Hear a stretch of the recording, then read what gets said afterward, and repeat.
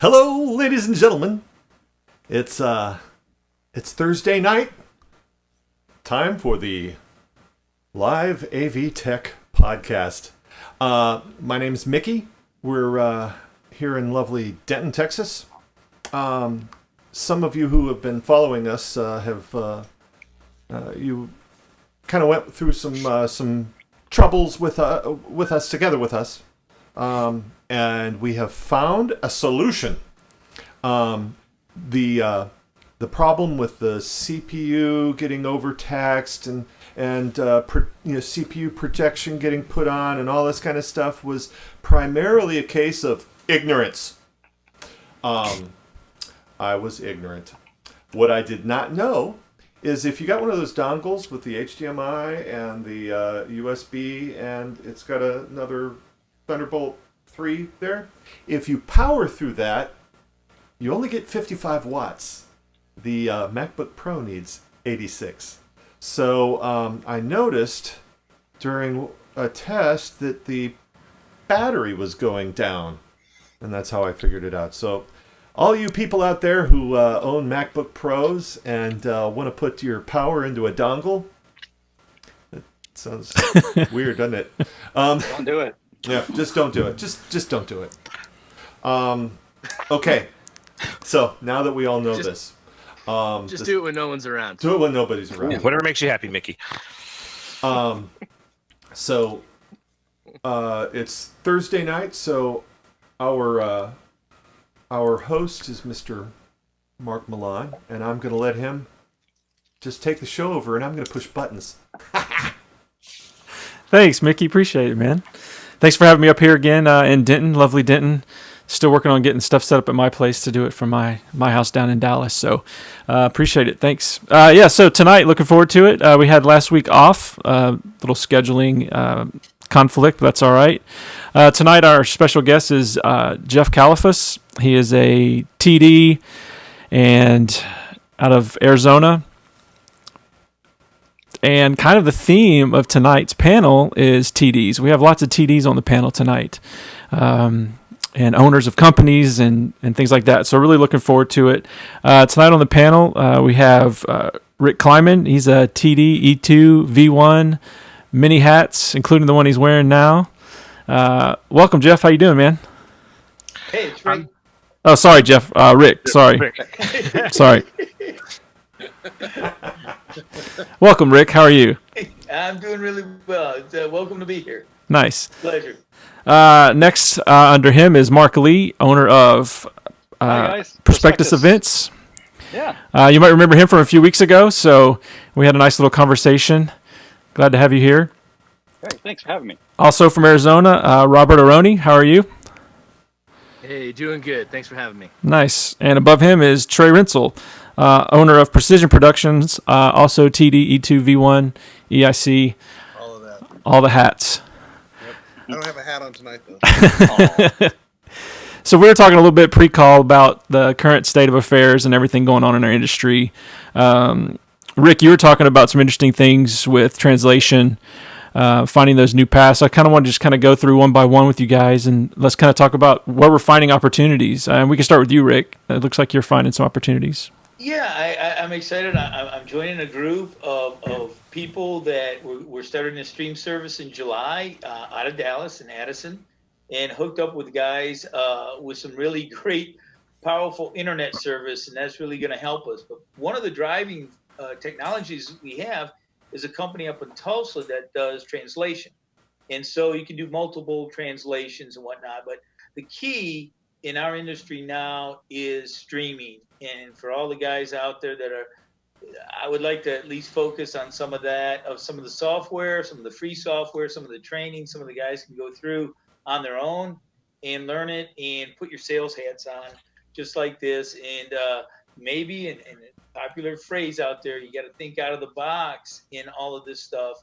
And hopefully you can find some people and look at contacts and people that you've worked in the past and be able to offer some of that service and make some money. Yeah, I agree. I think it's a big time to sort of challenge yourself and what you can do and how we can take, like you were saying, take that skill set and adapt it to this new paradigm. It's very clear with all the decisions and businesses going out of business and making changes, that's what we're going to have to do. So it's something we should have already been doing for a couple months now. And I think a lot of us have been doing that and making those moves and transitions. So yeah, exciting times. Mark Lee, how about you? How are you finding with opportunities? Well, opportunities are out there if you just know where to look. I think there's certainly no gigs to be on, but some customers are still doing some. They need some advising on just some things of what to do and how to do it, and the best way to accomplish it. Maybe without breaking the bank. So that's kind of what I've filled that role. Yeah. I think a lot of it with these clients is educating them on the possibilities of how we can take these virtual meetings to that next space. I've had some really interesting conversations with some folks about doing full-on productions. I mean, stuff looks really, really nice, but all through a virtual space, and can be really interesting. But you have to be creative, and I think that's part of it for us. Right. Robert, I've never met you or worked with you, but how about you in this current climate? How are you finding any opportunities? No. Yeah. And here's why. But here's why. So, hey, a lot of us have been doing this for a long time. Yeah. I started out when the .com bubble burst in the late 90s. Then there was 9/11. Then there was the recession of 08, 09. And then there's now, which is way more severe and is going to be a lot longer of a downturn for sure. Yeah. However, we work really hard in between all of those major catastrophic events. So when a catastrophic event happens, I take a different approach. I take a life break. I just chill out. Yeah. I don't sweat trying to find too much work, and I focus on other personal skills. So that way, when the industry does come back around, honed in and have a different skill set, whatever that may be, whether you do continual education, whether you go to more drafting classes, or whether you do networking classes, because that was an excellent comment, Rick. Yeah, everything's going virtual right now, and whatever degree that is, whether it's a virtual live event space or just a bunch of Zoom windows stitched together, that's going to be the focal point. So I choose to, when we're busy, be practical with my money, save it, and then that way when there's a downturn, take the life break that's necessary, because I get stressed out, right? I mean, during live shows. So that's my approach during this time. The question, though, for me is going to be how long can you take a life break before at some point in time you have to actually do everything that everyone here is saying. So, Robert, for me, that was like 15 minutes. Good for you. Hey, Mickey, good for you, man. Good for you. You could use 30, man.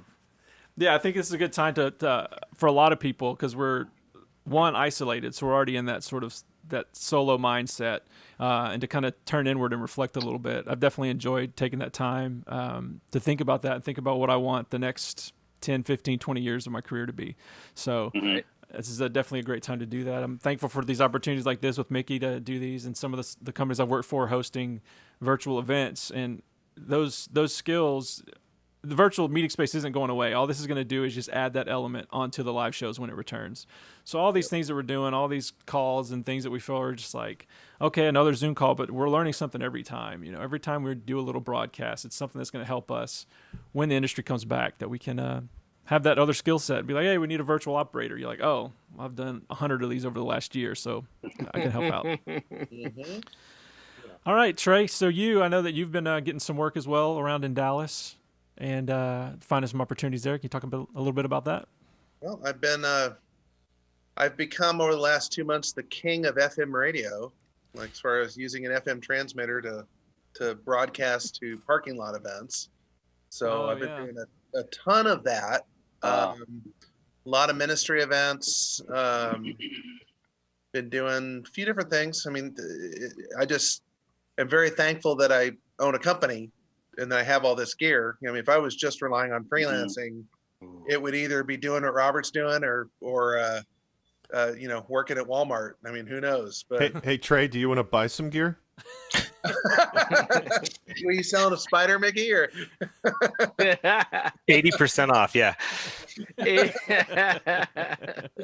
Pennies on But I the have been dollar. buying gear. I've been buying cameras and I bought a PTZ camera the other day, and I've been doing. What's funny is I did a lot more virtual broadcasts, the studio end of a broadcast, way much more than I am now. Yeah. I haven't really been doing a lot of that. The only thing virtual I've been doing is running virtual meetings. I've had a few clients that, in the past I was their TD on their big shows, and now I'm, running the virtual meetings, and it's okay. I really can't wait till we get back into some live meetings again. Yeah, we were talking on the pre-call, we could sit in a ballroom for 12, 15 hours and do a show and it's fine, but sit on one of these Zoom calls for 2 hours and you're exhausted by the end of it. Yeah, I hate to say, but I feel like Totally. these I will virtual say, meetings though, are more work. I did do, what was it, last weekend or the weekend before, an actual live event in a ballroom with 600 people, the charity event.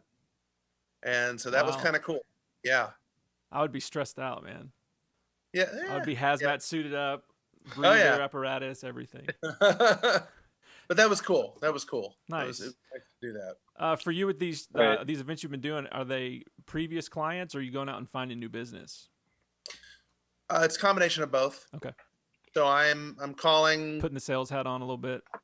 totally putting the sales hat. I mean, I've gone back and forth between sales and operations and technician throughout my whole career. Yeah.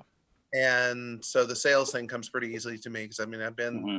I've been a sales guy for some major AV companies, and so I've just been doing that. I've just been working. A lot of what I've been working on lately is branding of my company and my website, and making sure that my company is showing up on social media.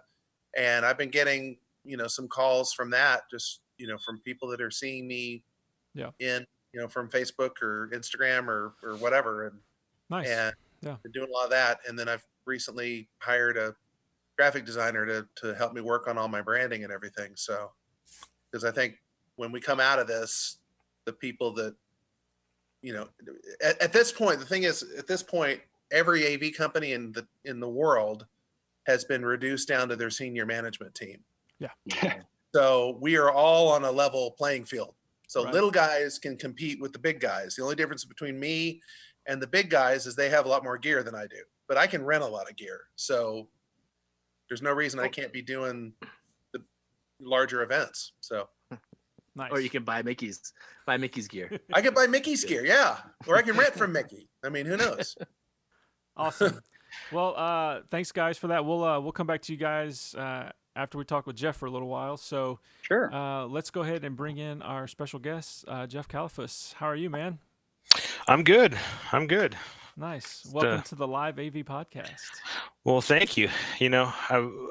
Like we were talking a little earlier, just chit-chatting beforehand. This is like the first time I've been in front of the camera on purpose. So it's a little weird. Yeah, you're the feature on the show right now. So Feedback. definitely not something that we usually get to do. We Yeah, usually yeah. sit behind the scenes and not worry about it. Yeah. Or normally if I'm here, I'm doing clap tests for latency, right? That's it. That's all we're doing.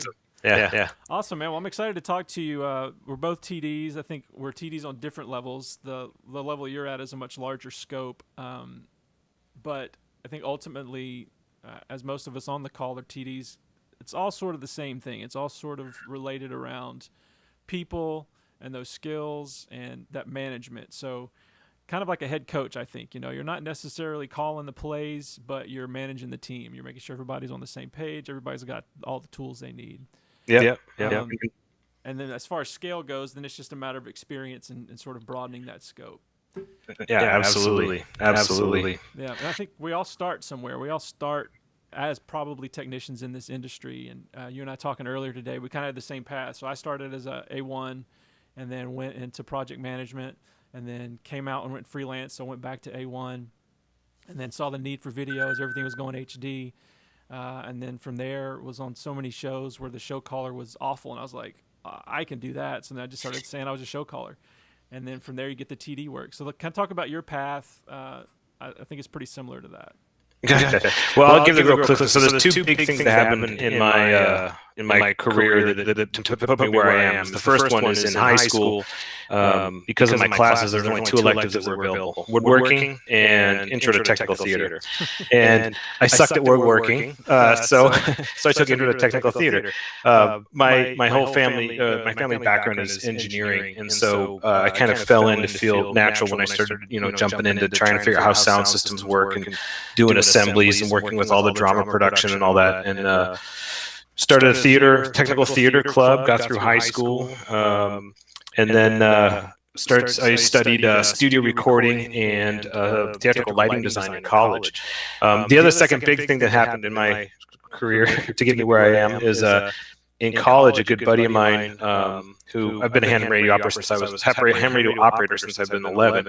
A good buddy of mine who was in the ham radio Explorer post I was in. His name was Eric Stidley, and I was at the time, so I must have been 20, right? Wasn't 21.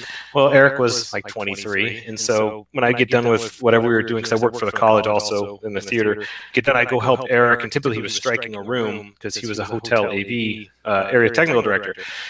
Why? Because Eric could buy beer, so I'd help Eric go buy me beer. Right? I don't think anyone's ever heard this story before. Yeah. So then Eric's boss found out that this was happening after a week or two, and he's like, "This can't happen anymore. So if you want him to help you, then we probably have to hire the guy." So went and did an interview and got hired, and did hotel AV for a while, and then went into a staging division. We started a staging division, and eventually went freelance, and here I am. So this is 2020, so this is 13 years freelance. Nice. Yeah, and here I am. So those were two of the big pivotal moments in my career. That's awesome. I have a buddy that's a ham operator, and it's interesting to hear the people talk. I mean, it's just like a bunch of just old dudes sitting around, not really talking about much, just talking about technology. Kind of like this podcast. Exactly, right? No, I primarily just talk with my dad. That's about it. It was cool for a while there because I was doing these world tours following Intel around, and there's not to get too techy, there's a ham radio side that's called D-Star, and you can get a dongle you can plug in your computer. Anywhere you get internet access, then you can use your license to get in. So I was all over the world talking to my dad, which was kind of cool. That's awesome. So, yeah. Do you ever do any events or anything with being a ham operator? Or? No, not really. He does. He's all into that. Gotcha. But it's your way to connect with your dad. Yeah, exactly. Yeah, that's exactly it. That's awesome. Yep. So I want to talk about the transition for you into being a TD. For me, it was just I saw a need. For me, I saw a lot of things being handled wrong, being handled in a way that I was like, I just feel like I can definitely manage that. But there's really no training school for us. There's really no like, all right, you just go take these classes, take these technical skills, and you can be a TD. For me, it was just saying I'm a TD, even though I'd never done it. How was that for you, that transition? It wasn't as difficult as I thought, because coming up through, in my career, I had pretty much there's pretty much nothing in the ballroom or in a show that I haven't done, with studying, granted it was studio recording, but then I went into live sound, and I was A1, A2, learned monitor mixing, did a bunch of, lighting design work, head electrician work, did a ton of rigging study, and then learned video kind of on my own, and with another great video engineer named Robin Taylor taught me a lot, and also with a buddy of mine, Barry Wiseman. And so I kind of learned all the different pieces of it. And literally there was nothing in the ballroom I felt I couldn't do. And someone said, hey, you ought to start getting into this TD work because, you've kind of done it all. And it just kind of, and it sounds really weird, but it just kind of does. It meshes in my head, going into design, which I love the design aspect of it. And I think that's what draws me into it is the creative part of it and figuring out how to make all the pieces work. I know what's going to be a high priority for the audio engineer. I feel like I know what the lighting person's going to want, which they're going to hate the trims of everything else that I'm doing. You kind of know that the scenic person wants, and then the video director is going to, so you put it all kind of together, and that's what I really enjoy, is figuring all those pieces out. And by the time I'm able to then hand a show or get it down to my crew, it's like I've already thought about this and I've already done this, and it's always great collaboration, I think, with them, because I get what everyone wants, and that's, I guess, is some of the hardest part, though, is making everyone happy. And I don't want to say it's happy. I was saying when you give them the ability to do well, right, is really what it's about. Yeah. It's understanding, I think, in being I guess understanding that if I'm asking an audio engineer if they want their cabinets here, and I'm telling you can't put your cabinets here, you got to put them out here, understanding what I'm getting, and then I'll take responsibility for making that decision. But yeah, that's kind of a big. But I enjoy really that collaboration part and working with all the teams, I guess. Right. Yeah, I think that's one thing about being an effective TD is you're not going to ask somebody to do something you know that you haven't done or know that you're capable of doing. That was always a thing for me, even as a project manager. I'm going to be on the truck. I'm going to be the last one on the truck. I'm going to be the first one on the truck. I'm going to be there. I'm going to be in the mix because you know what it takes to get that done. So having been in all those different positions, when you go to the video guy and you're like, hey, I need you to do this, you can know that if he's giving you bullshit back, he's like, no, dude, I've done this. I know that we can do this. Yeah, and then there's instances like poor Mickey. I've done this to him how many times where I'll do like blends and I'll overshoot everything and he'll go, you realize you're only 900 pixels vertical. Like the lensing isn't going to work. I'm like, I get it, Mickey. Okay, I'm not going to hold you responsible. If someone says the image looks like crap, this guy right here. Okay, just send him my way. Yeah, so let's talk a little bit about that, being responsible, being that guy on show site as a technical director. It sort of falls down to you, falls down on your responsibility. Talk about that transition from being just sort of a role player, whether it be graphics or video or audio, sort of just kind of taking a command and executing, to being the man on site that it all comes through you and you have to answer for any of those things. Yeah, that's a big passion of mine. I'm always a fan of being. I want to be the one responsible, right? I have a real big belief that my job is to be able to stand in the middle of the ballroom, and I'm borrowing some of this stuff. Another great TD, Chris Kelly's watching me, I'm borrowing some of his lines that I've stolen. But I want to stand in the room and be responsible, and I want just the ability to be responsible, right? Give me the ability to take the show and say, yeah, I screwed up, or, if we did a great job, then the team did a good job. But really what I want to do is give everyone the ability to do what they do best and focus on your area, focus on the piece that I need you to focus on and that you're the professional at, and not have to worry about all the other crap that I have to worry about, right? And I think I find that that's really, really important. And because I've been in those spots, I don't want to be for instance, if an A1 comes to me and I say, hey, you're the only audio person in the room, and they start looking at show flows and they're like, look, I really need an A2 because I'm going to have to be running from the company. I'm like, I get it, then I'll find the money to get you an A2, right? But that's kind of, I don't want to put you in a bad spot. I don't want to ask anyone to do something that I wouldn't do, or like you said, or haven't done before. And that's really a core value of mine. I love that, like I work with Robert Roney all the time, who's on the panel here. I can put Robert in the room and I'll set Robert up and I'll say, hey, here's what you get. And Robert will come back and go like, well, dude, this is screwed up. This doesn't look right. Well, and I'll go like, let's fix it then. That's great. I appreciate it. And then when we get on site and if it doesn't work, Robert will say, well, I told you so. And, and I'll go, yeah, you did, but let's fix it now. Or, but but I think that's a big thing. That's the core group. We do some of these large events where I've got, say, 17, sometimes 20 TDs working with me. It's never for me, it's with me, because it's a big partnership, because we're only as good as that show and whatever the last room is. And I just love the fact that, and I want to put those people that in there that will take that initiative to do what they think is right and then take responsibility for it. Mm-hmm. Do you find saying that part about putting those people in that position that they're going to take responsibility, how do you deal with that? So let's say you have a crew, let's say you have 15 TDs on site, and you've got 12, 13 TDs knocking it out of the park, executing the way you want, taking control of the room, but you got those two squeaky wheels, those two people that just keep coming to you with problems, no solutions. How do you manage that? Because you're coming from a technical background, but now you've got to switch on to this personality background. You got to switch to this, like, all right, how do I handle people? Let me manage the individual. It has nothing to do with technology. Let's manage the individual. Well, yes, and I know exactly the type, because there's a couple that people like that have that personality. But I think you have to step back and look at it and go, why? You have to think about, why do I have that person there in the first place, right? Is it because they have a great, call it the bedside manner, or is that, am I putting them there because they're technical skills, or whatever? But there's a reason why I want them there, and so someone like that, I would. yeah, sometimes it gets frustrating, especially when I'm really, overloaded with everything going on. But I really feel like it turns more into a mentorship, right? It's more of a, hey, I appreciate you asking me for this, but in the future, I'm okay if you want to make this decision. If you find something you really don't want to make the decision on, let me know, and really try to coach them through that. And then typically what will happen is then for the next show,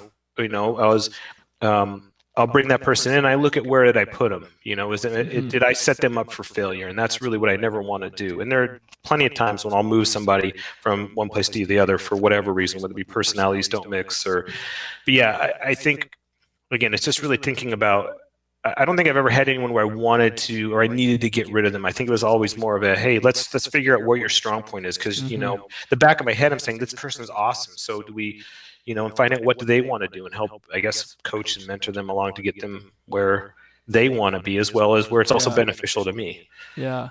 I like you say that. This person's awesome. I feel like in this position, you need a love for people. You need a love for the individual, because that's where that kind of pushes you through those long days, those difficult days of you just going, yeah, but like this crew is awesome. I love these guys.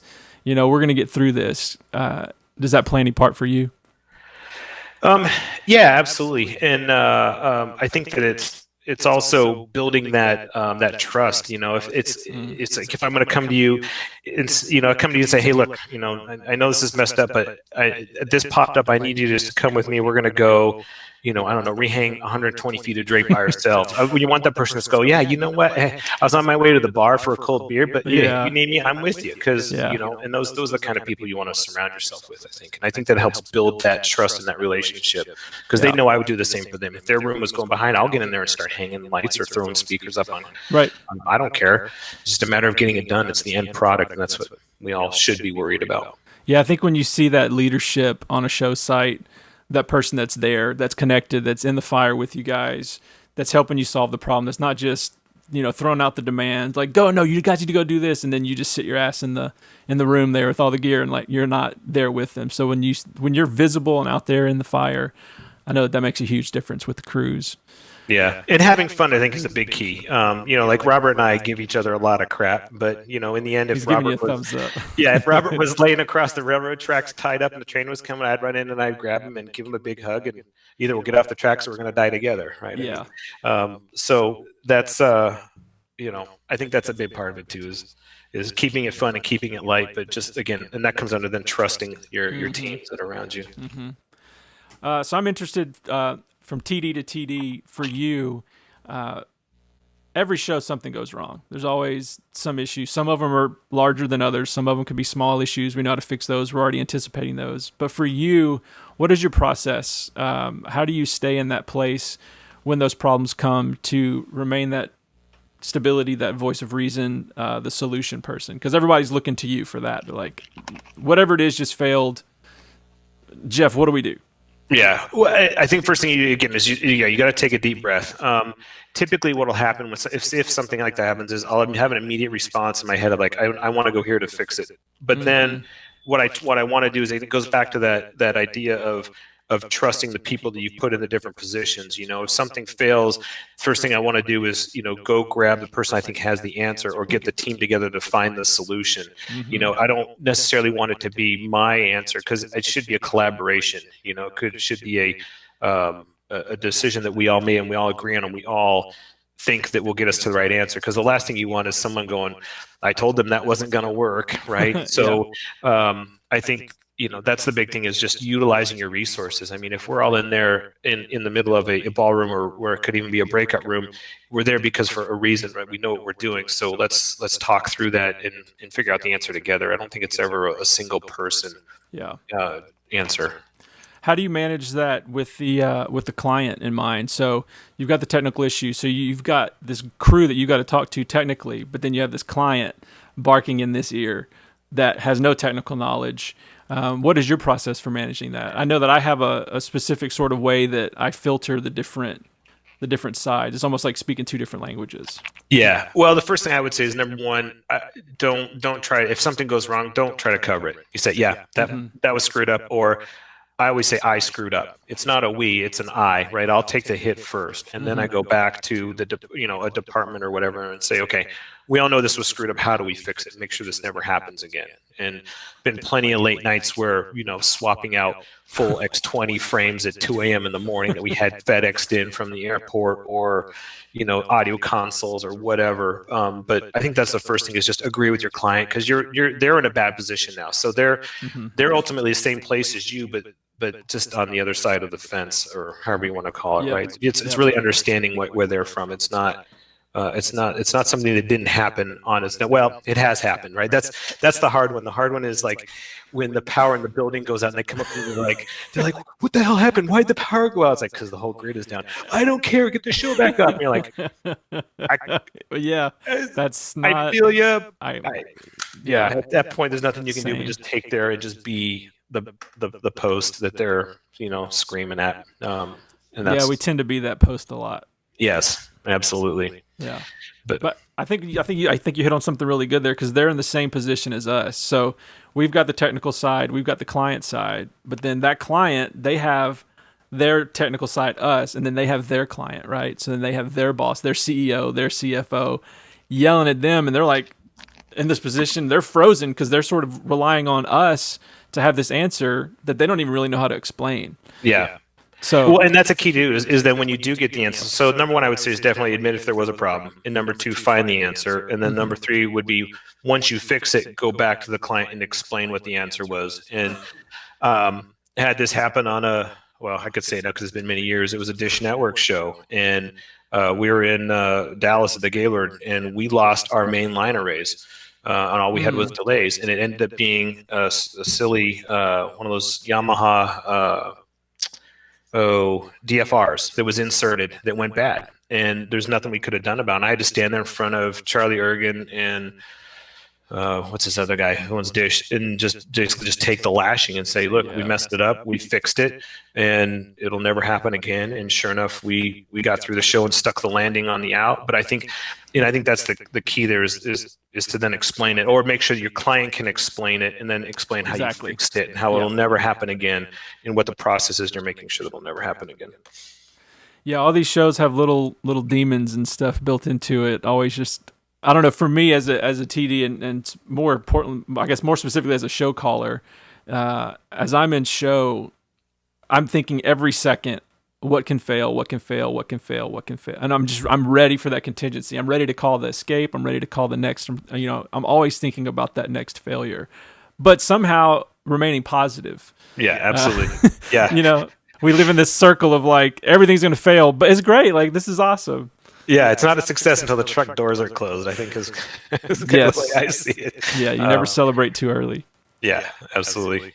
Talk about that. Talk about sticking the landing. So I think that's a huge key to it, because every show, I mean, I don't know. I've never been on a perfect show where there's just not something that's gone wrong, where there's something in the load in, something technically in show, some rehearsal, something fails. There's always something that happens, but that feeling of when you get to the end, show, last call, it's over, and everything was great. The client's looking at you, they're happy. Talk about that feeling. Yeah. So first of all, I have to give Chris Kelly credit for sticking the landing, because that's what he used to always tell me. I don't care how screwed up the show is, but he goes, just stick the landing, and he goes, everyone's fine. It seems to be, because we all know it's in the industry. There's, for the most part, there's a shortened kind of life or memory span, right? You may miss a cue here or there, or something might happen, but in the end, when the big thing is done and you see the CEO or the executive go up to your client and give them a big hug or a high five and say, that was awesome, that's the big thing, I think, is just, but it goes back to, I think, being able to fix something that's wrong, but also, explain to your client what's wrong and how you're going to fix it, is then to let them understand that you have the same passion, the same concern. It's not a, hey, I don't care what happens because I've got another show next week kind of feel, right? So right. I think that sticking the landing is absolutely important no matter what we do. In fact, it even should up level us. Something goes wrong, we might be at 100%, but something does happen, then we now need to be at 150%. We need to dig deep and find that out, and I think that's a big piece of it, is to show. You have to really make sure you show your concern, but show your concern in a calm way, I guess. There you go. Yeah. Is a big thing of it.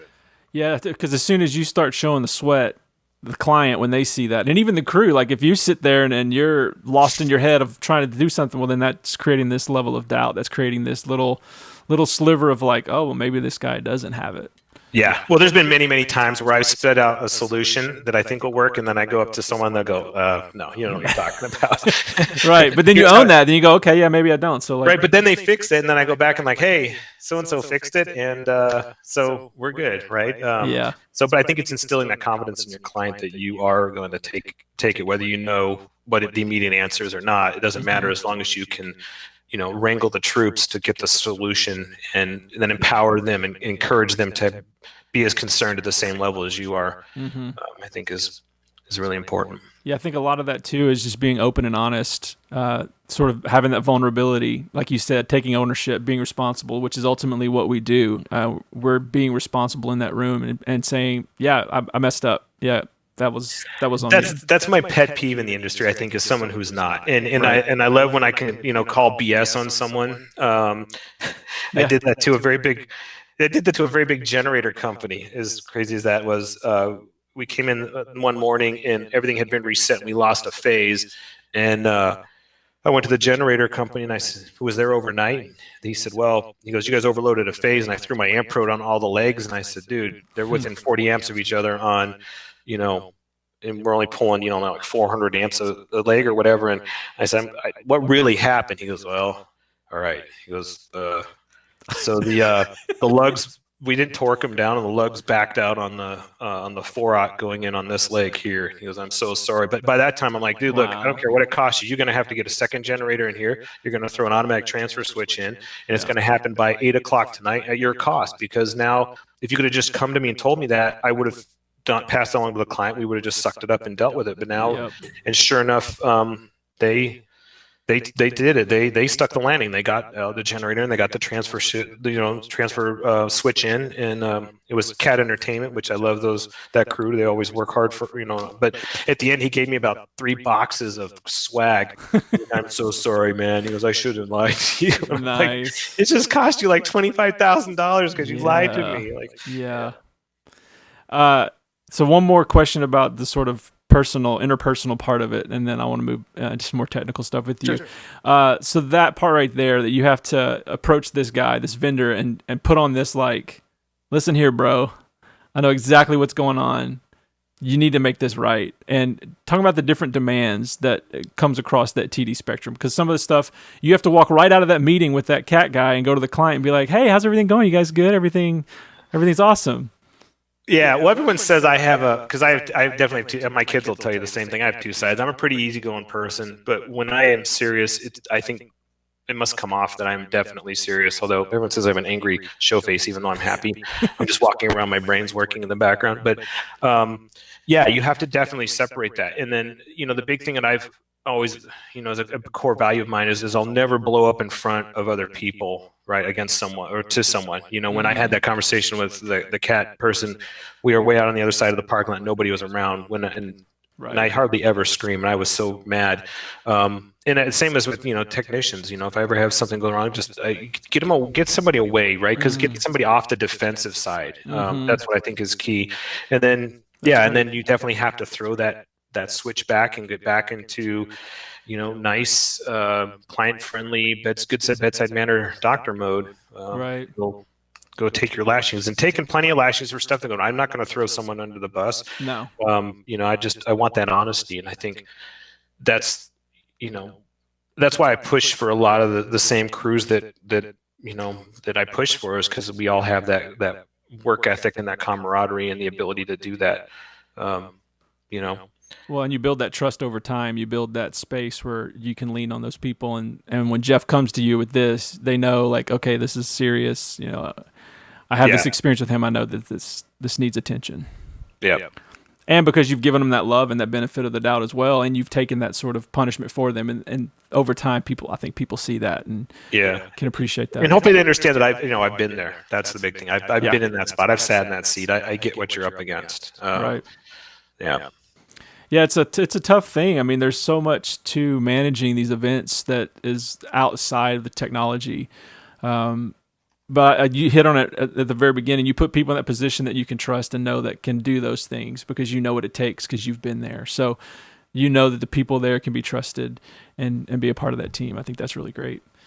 So let's talk about the technical side of things. So being a TD, the design, the part that I think maybe is you're passionate about is that creating, designing, setting up, execution from start to finish. Kind of talk about that for yourself a little bit. Gotcha. Yeah, that is I think what keeps me going. I love the collaboration, working with designers and producers and trying to develop a dream. And I love being challenged. I think that's what keeps me going. I don't really. I know Robert will tell you otherwise, but I really don't have an ego as far as I'll work a 50-person breakout room. I'll work a 13,000, 20,000 person arena. It doesn't really matter to me. My whole thing is I just want to I like being challenged, and I enjoy our job in general.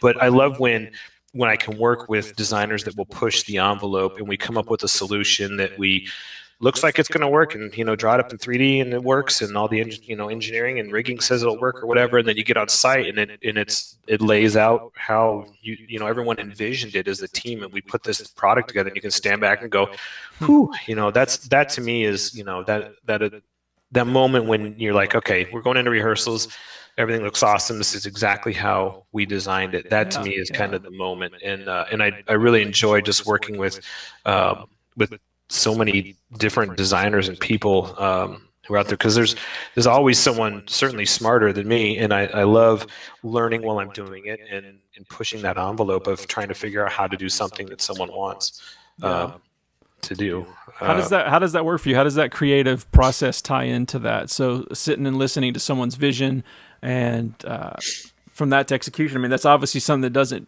or maybe it does come natural, but it seems like that's something that would take some time to translate this vision into something visually on a computer through a render and then physically manifesting that. It seems like that might take some time to. Yeah, there have been times, there's times when on events where I'll get a half-baked or 3/4 baked, something or rendering or a drawing, and then you try to expand on it. And there's other times when you get the scribbled on a napkin version, which happens quite a bit, it seems like. And then we come up, I'll come up with ideas, or I'll work with another designer to come up with ideas, and then we have an EP that says, I don't like that, try changing this, and then we go back. One of my favorite parts, I think, is working in real time. I know in our industry now, because we're all at home and we're all working on, Zoom or WebEx or whatever, but that was either in person or fun. I love doing a drawing and showing my screen in 3D, and someone says, well, what happens when we move this? And then I'm actually going to move it and show you, and walk through and show you what would happen if we did this, and why. When someone says, well, I want this, the cyc to be 22 feet tall, I'm like, well, you can't, and here's why, and here's what it would look like if we make it 18 feet. It doesn't really matter. And coming up with all these different solutions, that's probably one of my favorite pieces. When you're in those, is it a one-on-one thing, or usually sitting with a team of people? I like it as a team, honestly, because you get a bunch of smart people together in a circle, and you can come up with just about any solution. And there's always solutions that I don't think about. I certainly haven't done it all.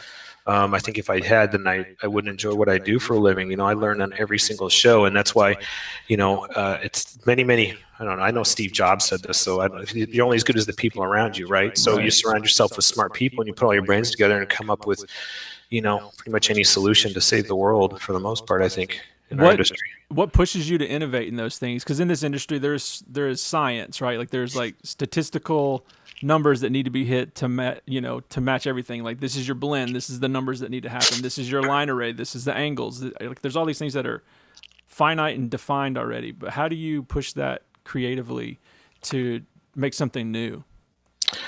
Well, I think it just comes naturally. I think like blends is an example.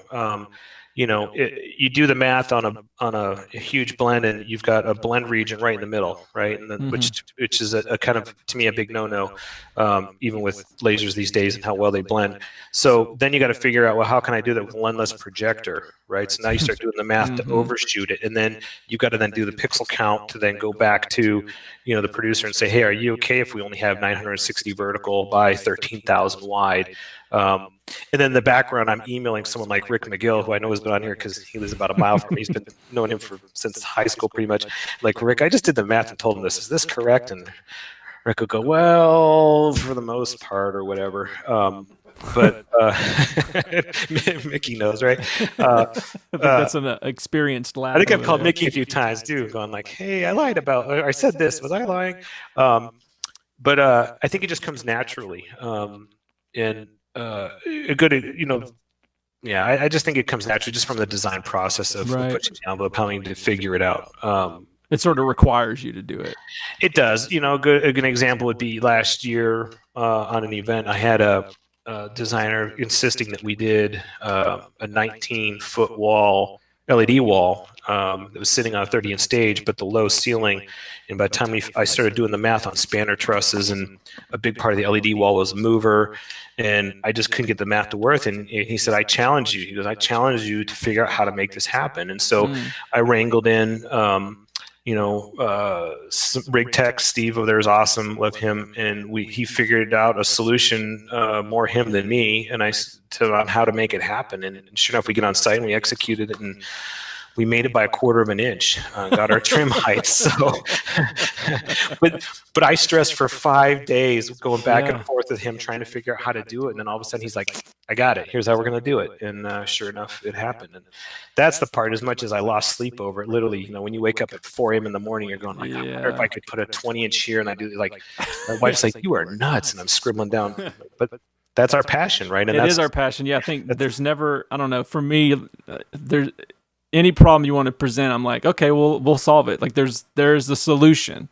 There is. I'm not going to stop until I figure that out. Like that, like you spent 5 days like laboring over this thing, but the solution was there. It was. Yeah. Yep. But the other thing too about that is this industry, I mean, it's full of those people that you can call on. We have all got dozens and dozens of people in our phone that no matter what the problem, you can call them and they're there to help. This isn't a competitive world of like, oh, I'm not helping that guy because he's going to steal my thunder. There's not that. And if there is that, those people don't last in this industry long. I know a couple of people that have that attitude and they're done. And that's where I think networking is key. I don't know how many times when I called, say Rick for a solution, and he'll go, well, I don't have it, but I heard so-and-so did something like this. And I'd call so-and-so and like, well, yeah, but I was telling Rick because I heard about it from, you know what I mean? It kind of goes, it's that following chain. It ended up being like some brother's uncle friend who knew a guy who overheard someone at Taco Bell. But hey, they had the solution. So it doesn't matter how you get there. It doesn't. Right? It's just a matter of if you got there and you got the job done. Yeah, that's exactly right. Well, this will be my last question, and then we'll bring the panel in after this. Kind of going back to the first question, I started with the panel. What opportunities are you finding in this climate, in this time? How have you adjusted and changed and found yourself a little place to fit in? So the virtual meeting thing is taking up a lot of time. I made a comment that it seems like it is more work, honestly. I mean, I'm in the office from 7 a.m. in the morning till most times 7, 8 o'clock at night working on these virtual events. There's just a lot of, I don't know, maybe it's just because it's what we're used to, is putting people in a ballroom or a meeting space. But the online virtual thing is definitely a time killer. And I think part of it too is because it's global, and that's what's getting me right now is that these companies that we work with are, they're all over the world. So we're dealing with, Asia Pacific and, EMEA and, all over. And so it almost has to be, you're running on a 24-hour work clock for the most part on some of these. I'm getting up super early to make, to me 7 a.m. is super early. There might be some people watching I work with are going like, you got nothing. Seriously. Oh, I've had it where I just don't even go to bed. I have a 2 a.m. call, so I just stay up through the call, and it's, 2 a.m. start, 3 a.m. meeting till 5 a.m. and then, oh, there's the sun. I guess I'll go to bed now. And then you check your email and you're like, oh crap, I got to get like all this done for all these other projects. And then I'm also, I'm staying busy. And then I'm also doing a lot of work just to help, try to help out people that are looking for answers, that have opportunities. I think just trying to pay it forward a little bit, because a lot of companies don't have money coming in. So if I can offer a helping hand to give some solutions, then I'm happy to do that, and at least try to give some expertise, or at least steer somebody in the right direction to help them win business. Because known people are friends and family. I would say that if someone was looking to get into something, what I'm finding right now is the virtual technician. I think they were talking about with the panels together. It went 2 months ago when I was talking around to a bunch of the big, say 4 or 5 companies. Everyone had solutions, but nobody was doing anything. And then now it is in literally they're working, I don't know, 16, 14-hour days straight of doing these virtual shows and recording and switching. Because if you think about it, right, we used to do, I'd do a show where I had 50 breakouts. Well, those 50 breakouts had maybe 10 presenters in them, right? So now we're up to 500 presentations. Well, so somehow now, instead of having 50 ballrooms, I now have to individually or schedule 500 records. So who's going to do all that? Yeah. So I think a big opportunity for anyone would be to go learn something like vMix or any of these switching platforms. I think that's going to be in high demand. And then the other thing is, I wrote this note down, is I don't think it's going away. I think that when next year or the year after, when we all come back to having meetings, I think that the new norm is going to be that not everyone's going to travel. I think majority of our shows are going to have that live position. We're going to have a submix of 5 people from out of the country or 10 people, or we're going to have a remote audience, that we're going to want to come in and engage. So I don't think it's going away. So definitely dive in. I think learn whatever we can and be ready to how to fold that into whatever the new reality is. I would say the point of this too is that, working on space studies for stuff that's in 2022 and trying to learn a lot of the new regs and the CDC guidelines and all the cities and different, I don't think it's going to go away. I think that, just from doing space studies, our counts of what I used to fit in a ballroom have dropped by, almost 2/3 with these new guidelines. Now, will those ease up some? Sure, but I think there's still going to have to be a lot of remote participation just because the space isn't going to exist anymore. Yeah. Well, and I think also too, the clients see the possibility, see that, so like we don't have to fly our whole executive team. They can actually be still in Charlotte managing that facility, and we'll bring them in for this 1-hour call. I don't need to have them lose 40 hours of travel and lifetime to come do this one little presentation to our people. Yeah. We're giving them this view of all the possibilities now. So this position, it's not going away. It's not changing. No, it's going to be a virtual ballroom, in a real ballroom, I think. Yeah. And you think about this too from a personnel perspective on the AV side, like you said, the 50 breakouts. So in those 50 breakouts, you maybe have like a floater technician in there. But now if you're doing the virtual space, you're going to have that floater technician plus your virtual team, plus probably somebody on the other side that's a virtual team. So now what turned from one technician in a breakout, you need 5, 6 technicians to operate these breakouts. Yeah. So, and I'm finding that, say a 1-hour presentation, which 1 hour is probably pushing it for, people being able to focus, maybe 2 max, but for a 1-hour presentation to be recorded, it's almost 3 hours of virtual studio time. Right. To do that. By the time you get everything teched out, you do a full run through rehearsal, and then you actually record it. So, you start thinking, doing the math, you can only do, say, 3 a day. By one studio, right? So there's a huge opportunity there, and I think that there's going to be a lot of companies looking for solutions, because since it's virtual, it doesn't matter. It doesn't have to be one of the big 5 staffers. Exactly. If I have one where I need 10 studios that can record at one time, that I know are competent and can work with producers and have the stuff in line, then I think that's that's great. We should almost start a chat board of everyone posting what they can do, so that we could maybe, hey, Mickey, make up a chat board for us. So we can give me 15 minutes. Okay, so we can post capabilities, right? Because I think people are going to be looking for this. Nice. Yeah, I totally agree. Well, let's bring the panel back in and open it up to you guys. Any questions and conversations you want to have with Jeff? Gosh. Hey, Jeff, it's Mark Lee. Can you hear me? Hey, Mark. Yeah. Hey, listen, I think it's so important so many times for our technicians to Can you hear me? Yeah, I got you. Okay. I think it's so important for our technicians on site to really understand the purpose of the meetings and the audience, who the CEO is, that kind of thing. How do you, as a TD, explain that to the staff, about how important this is to your customer? I'm a big fan of kickoff meetings. And first of all, what is pre-pro? I'm at the point where when I have my hands in a budget, as opposed to a budget be handing to me, I'm a big fan of scheduling pre-pro time for department leads, so that I can, we're buying some of their time ahead of time to front end this, right? I never liked showing up at the last minute and then someone goes, here's your gear pile, make it work. Or here's what the content is. Can you figure out how to make this happen? So I think it starts with that. And then it also starts with just, having a big fan of a team meeting in the morning and a team meeting at the end of the day, and just conveying that, I think. Try to get that time in before. I'd rather buy an hour overtime and have someone an hour, before clients around or whatever, and have that discussion. But I think it's get them engaged and get them to understand, I think, their responsibility, or understand what the concerns are, or who the client is. Absolutely, it's part of just the kickoff conversation. Great. I don't think those happen enough. Yeah. Hey, do you mind if I follow up on that? You two? Yeah, go for it.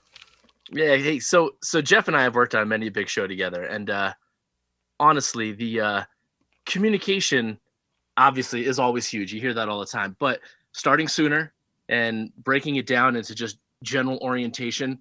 I know that Jeff's real good at it. Having a 4, 5, 6 week out overview meeting, setting up the Dropbox, staying organized, giving technicians an opportunity to do their own homework, and also having a clear budgetary expectation. Like, hey, how many hours of pre-pro? You as sub-TDs or whatever, can you manage your own pre-pro? Can you, do your own homework? How many hours are you going to give to the client? Because there's always some of that, you have to kind of give in order to get. So to me, the real answer to that is starting early, because by the time you get on site, you're building. There's too many other concerns like local crew management, technical management, installation, and all that. So you actually don't really have too much time to address that, which is a huge concern, right? Well, or which makes a show better when you have a comprehension or an understanding of what that is. So that's my 2 cents. Great. Thanks. Yeah, I think, go ahead, Jeff. Oh, so I'm a big fan too of just turning the drawings over. Like, whenever, you can put Robert in a room and he'll just run with it. And then, but ahead of time, it's, however many days or whatever, it's like, hey, here's the drawing. You give the big overview, dive into it, and come back with questions. And then he'll send it back and go, hey, I fixed all this stuff for you. Here you go. But I think that's part of it is diving in though, and really taking help.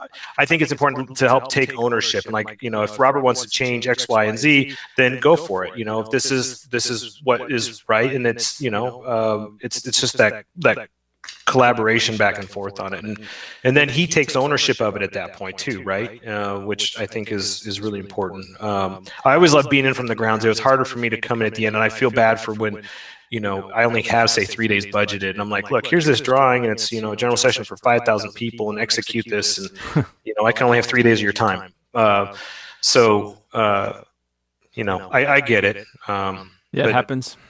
But again, it goes back to that taking responsibility. It's like, I wouldn't throw you in the room with 3 days of pre-production and something is, you can't hit your upstage trim height because I screwed up. Well, that was my screw up, right? It's not your fault. I think that's the key, is that understanding.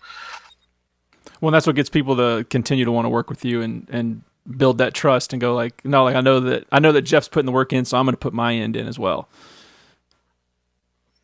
Yeah, and we give each other a lot of crap on site. So that's most of the fun, man. Exactly.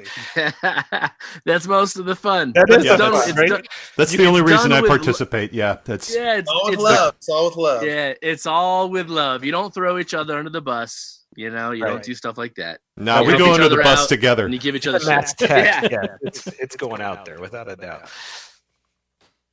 Yeah, it's fun to find those little pain points, those little buttons, and you just kind of keep poking at it and poking at it. I don't know. That's the fun part to me. Rick or Trey, you guys got anything? Yeah, I have one thing that I can see as a trend that I just saw on a LinkedIn. A friend of mine sent me the other day is the virtual event with staging, lighting, set with no audience. Now, it looks slick, and they did have remote people with green screen or whatever, but I could see some companies actually expending something like that to bring in a crew, maybe not a full audio, but certainly lighting and video, and being able to get that and tying in with switching and saying, okay, I've got someone remote, but it looks like we have this because we're pipping them in with a green screen on a virtual set. So there is some opportunity. It's not maybe widespread, but I could see some of that coming back. It is for sure. I've got 3 projects right now that are in the works where that's happening. Where the challenge is that it's not knowing where things will end up with the pandemic.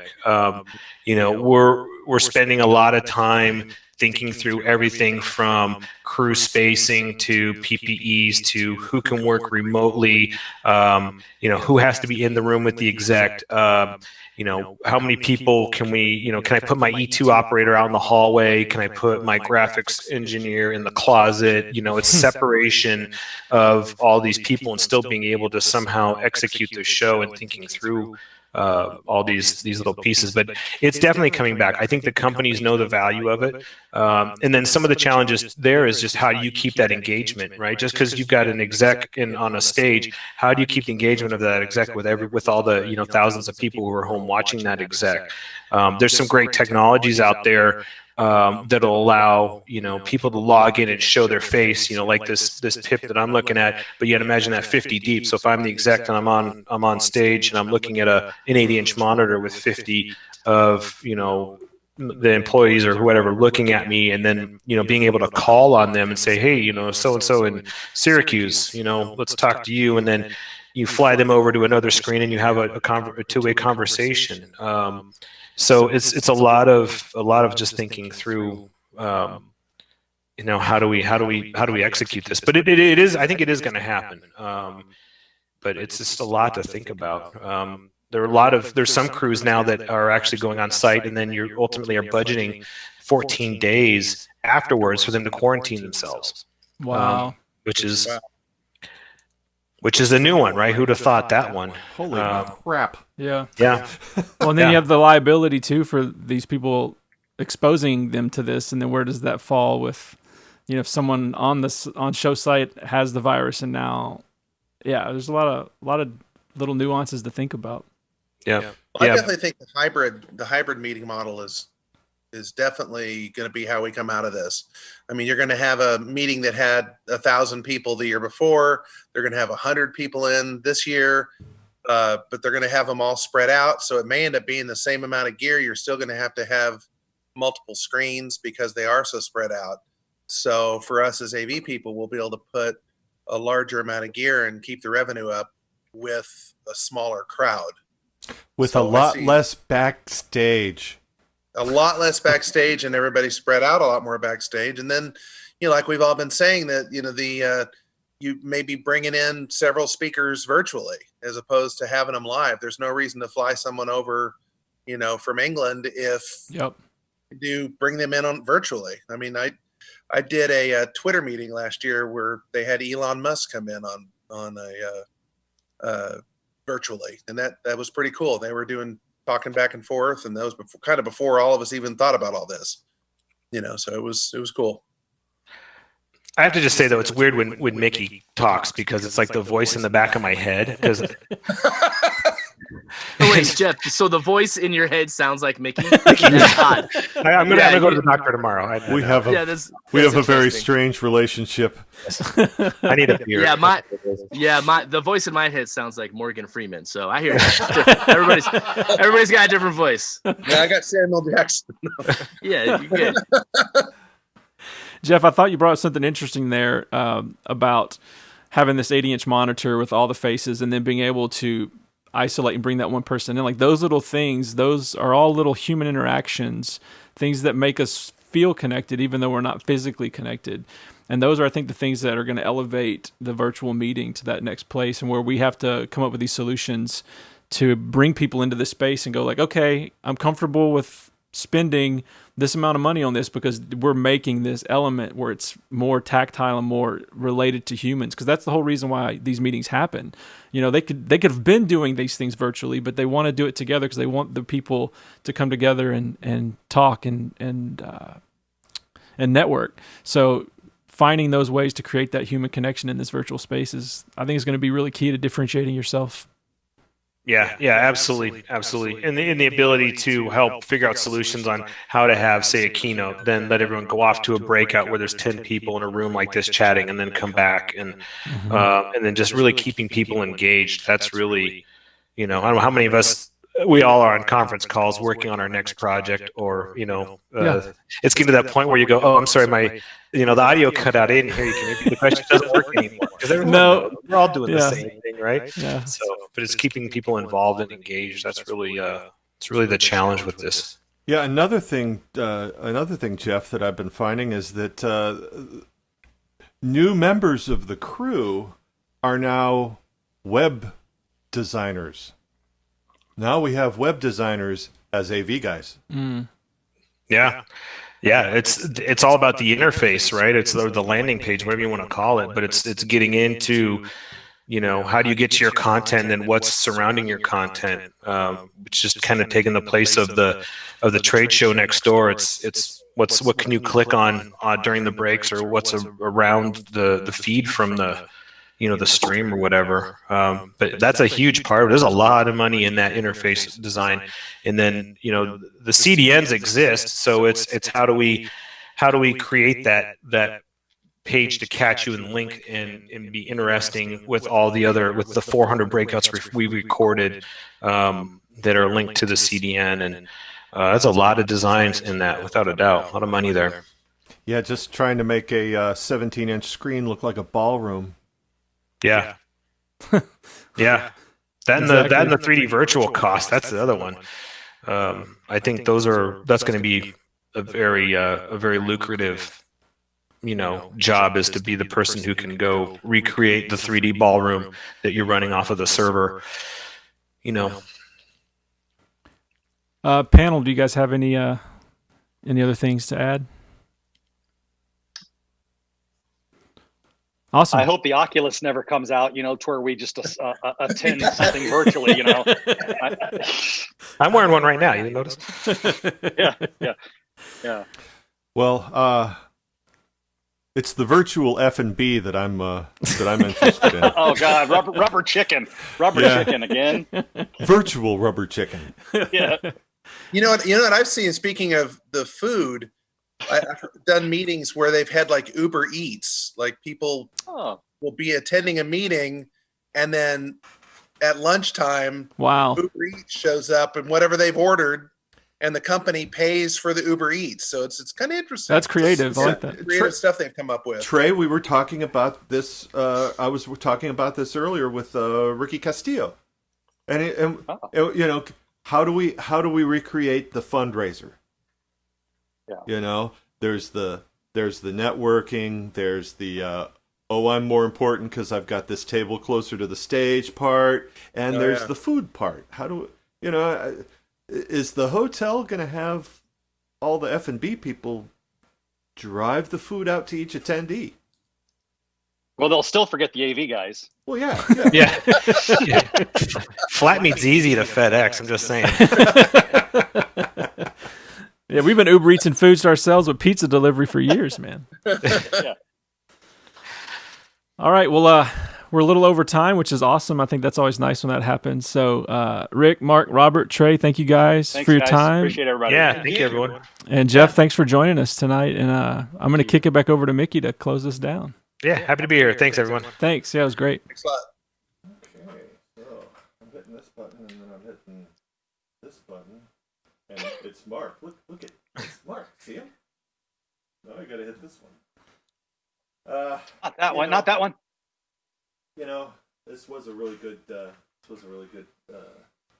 Meeting. It's supposed to be an interview, but actually, it's more of a meeting.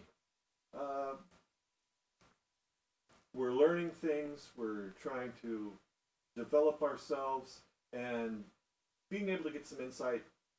You know what? I've been talking and my mic wasn't on. Being able to get some insight into what other people are doing and how we can become still a part of this business, and develop ourselves. I think it's a good thing. I'm really happy Jeff could join us, and I'm really happy the panel could join us. And so, I say it all the time, just hit that little subscribe button. And then there's a little button there that notifies so that you'll know next time we're doing one of these things, which is usually every Sunday and Thursday at 7 p.m. Central. I don't have, I should prepare for this stuff. I have no idea who Sunday is. But that stuff will be out on the interwebs. I'll have that on Facebook and LinkedIn, and we'll get that all out to you. Thank you very much for showing up, and have a lovely evening. I'm going to play the music. Thanks, guys.